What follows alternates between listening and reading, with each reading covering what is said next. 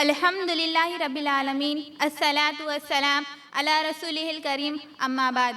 اعوذ باللہ من الشیطان الرجیم، بسم اللہ الرحمن الرحیم۔ میری ماں اور بہنوں، میں آپ تمام کا آج کے اس اجتماع میں اسلامی طریقے سے استقبال کرنا چاہتی ہوں۔ السلام علیکم ورحمۃ اللہ وبرکاتہ، جس کے معنی ہیں آپ تمام پر اللہ سبحانہ و تعالیٰ کی سلامتیں، رحمتیں اور برکتیں ہو۔ انشاءاللہ آج کا میرا عنوان ہے جھوٹ بولنے کے نقصانات۔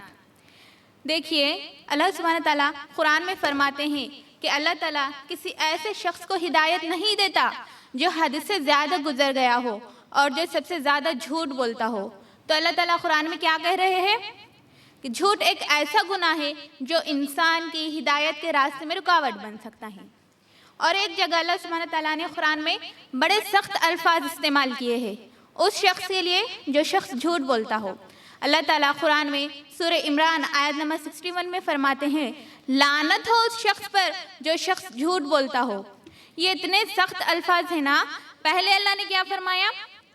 جو شخص جھوٹ بولتا ہو اسے ہدایت نہیں مل سکتی، اور دوسری آیت میں کیا فرما رہے ہیں؟ لعنت ہو اس شخص پر جو شخص جھوٹ بولتا ہو۔ ایک حدیث میں آتا ہے، نبی صلی اللہ علیہ وسلم کو جن گناہوں سے نفرت تھی، عائشہ رضی اللہ عنہ فرماتی ہیں کہ نبی صلی اللہ علیہ وسلم کو برے اخلاق میں سب سے زیادہ نفرت جھوٹ سے تھی، اور جیسے ہی نبی صلی اللہ علیہ وسلم کو معلوم ہوتا کسی شخص کے بارے میں کہ وہ شخص جھوٹ بولتا ہو تو وہ شخص نبی صلی اللہ علیہ وسلم کے دل میں سے نکل جاتا، یہاں تک کہ نبی صلی اللہ علیہ وسلم کو معلوم ہوتا کہ اس نے توبہ کر لی۔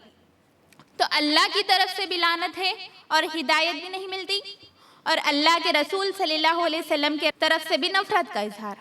کس شخص کے لیے؟ جو شخص جھوٹ بولتا ہو۔ اور ایک حدیث میں آتا ہے، نبی صلی اللہ علیہ وسلم نے اپنے خواب کا ذکر کیا۔ صحیح بخاری کی روایت ہے، نبی صلی اللہ علیہ وسلم نے فرمایا کہ میں نے جہنمیوں کو دیکھا، جہنم میں ایک شخص کو عذاب دیا جا رہا تھا کہ ایک فرشتہ خنجر سے اس آدمی کے جبڑے سے لے کر اس کی گدی تک کاٹ رہا تھا، پھر اس کی ناک سے لے کر اس کی گدی تک کاٹ رہا تھا، پھر اس کی آنکھ سے لے کر اس کی گدی تک کاٹ رہا تھا۔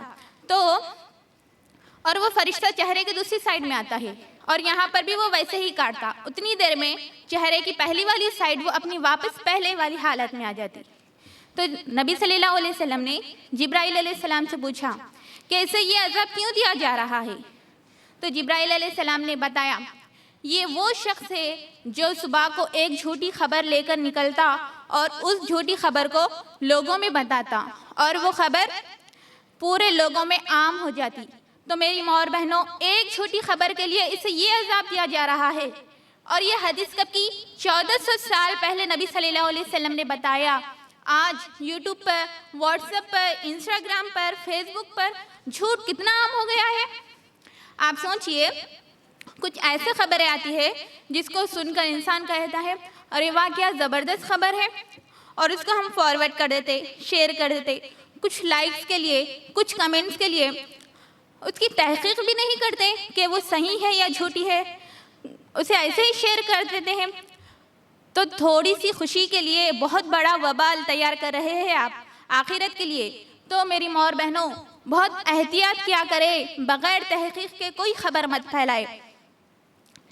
اسی طرح ایک اور حدیث میں آتا ہے، نبی صلی اللہ علیہ وسلم نے سچائی کے بارے میں بتایا کہ سچائی کو تم لازم پکڑ لو، کیونکہ سچائی جو ہے نیکی کی طرف رہنمائی کرتی ہے اور نیکی جنت میں لے جاتی ہے۔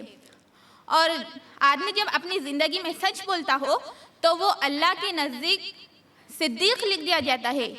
اور نبی صلی اللہ علیہ وسلم نے جھوٹ کے بارے میں فرمایا، جھوٹ جو ہے وہ گناہوں کی طرف لے جاتے ہیں اور گناہ جہنم میں لے جاتے ہیں۔ اور آدمی جب اپنی زندگی میں جھوٹ بولتا ہو تو وہ اللہ کے نزدیک کذاب لکھ دیا جاتا ہے، یعنی جھوٹا لکھ دیا جاتا ہے۔ تو میری ماں اور بہنوں، نبی صلی اللہ علیہ وسلم نے بار بار سچ بولنے کی تلقین کی اور جھوٹ سے بچنے کا حکم دیا۔ اسی طرح ایک اور حدیث میں آتا ہے، نبی صلی اللہ علیہ وسلم نے منافقین کی نشانیوں کے بارے میں ذکر کیا۔ یہ 4 چیزیں جس شخص میں بھی ہوگی وہ پکا منافق ہے۔ تو پہلا وہ شخص جب اس کے پاس کوئی امانت رکھوائی جائے تو اس امانت میں وہ خیانت کرے، اور دوسرا وہ شخص جب بات کرے تو جھوٹ بولے، اور تیسرا وہ شخص وعدہ کرے تو وعدہ خلافی کرے، اور چوتھا وہ شخص جب جھگڑا کرے تو اس جھگڑے میں بد زبانی اور گالی گلوچ کرے۔ یہ 4 چیزیں جس میں بھی ہوگی، نبی صلی اللہ علیہ وسلم نے کیا فرمایا کہ وہ پکا منافق ہے۔ تو جھوٹ کو منافقین کی نشانیوں میں سے ایک بتایا گیا۔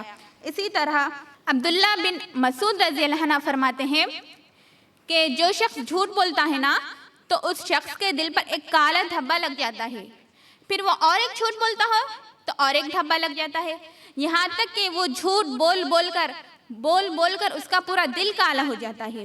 اور فرمایا ایسا شخص اللہ کے نزدیک جھوٹوں میں شمار ہے۔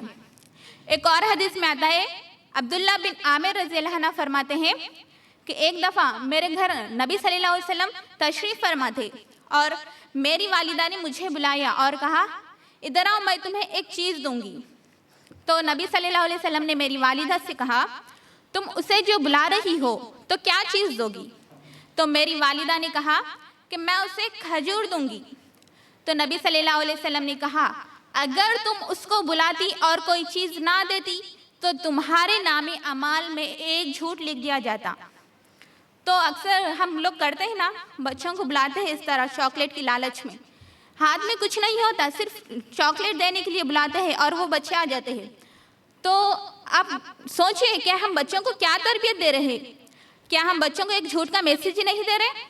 یہ چھوٹی چھوٹی چیزیں ہیں میری ماں اور بہنوں، لیکن بہت احتیاط کیا کرے، ان چھوٹی چھوٹی چیزوں سے آپ کے نام اعمال میں جھوٹ لکھ دیا جاتا ہے۔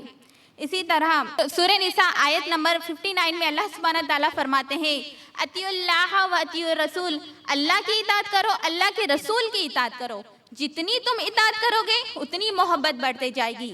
اسی طرح ایک اور حدیث میں آتا ہے، نبی صلی اللہ علیہ وسلم نے فرمایا کہ لعنت ہو اس شخص پر جو شخص لوگوں کو ہنسانے کے لیے جھوٹ بولتا ہو، لعنت ہو اس شخص پر جو لوگوں کو ہنسانے کے لیے جھوٹ بولتا ہو، لعنت ہو۔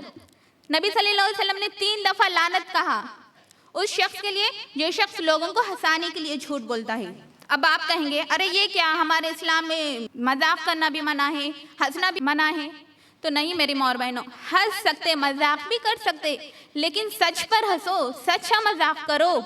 دیکھیے ایک دفعہ نبی صلی اللہ علیہ وسلم کے پاس ایک بوڑھی عورت آتی ہے اور کہتی ہے اے اللہ کے رسول صلی اللہ علیہ وسلم، کیا میں جنت میں جاؤں گی؟ تو نبی صلی اللہ علیہ وسلم نے فرمایا نہیں، اور کہا بوڑھے لوگ جنت میں نہیں جاتے۔ تو اب وہ بوڑھی عورت پریشان ہو جاتی ہے، گھبرانے لگتی ہے۔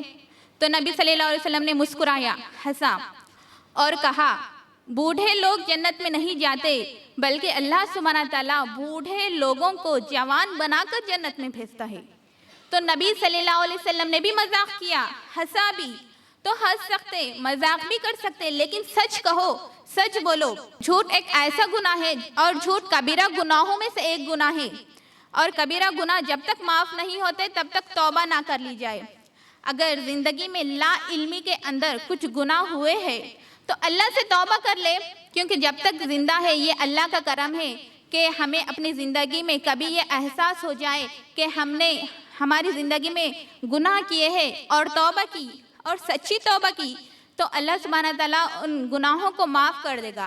کیونکہ اللہ سبحانہ تعالیٰ قرآن میں فرماتے ہیں اور جو شخص ایمان لائے اور نیک عمال کرے، اور فرماتے ہیں میں اس کے تمام گناہوں کو نیکیوں میں تبدیل کر دوں گا۔ تو سچی توبہ سے گناہ بھی معاف ہوتے ہیں، جھوٹ بھی معاف ہوتا ہے۔ آخر میں اللہ سے دعا ہے اللہ سبحانہ تعالیٰ ہم سب کو جھوٹ سے بچنے کی توفیق عطا فرمائے۔ وآخر دعوانا ان الحمدللہ رب العالمین۔